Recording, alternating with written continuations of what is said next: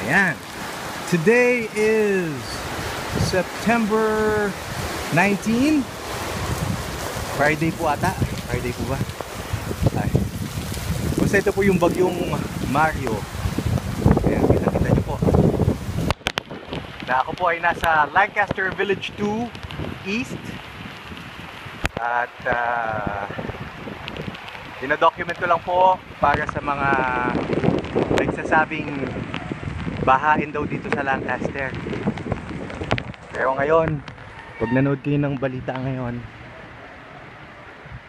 ay, halos buong Metro Manila lumulubog na. So ito po, palabas po ako sa main road. Ayan, ano oras ba? Mga ano pa lang ata eh, 10 o'clock. Okay. So ayan po, ayan o. Ayan, may shuttle din. Hindi kayo may iwan dito. Ayan, malapit na po ako sa main road. Yan na po yung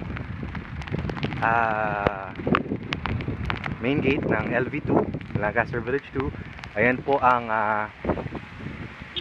kondisyon ng main road. Yan po, Advincula Avenue. U-turn po tayo. Ulan.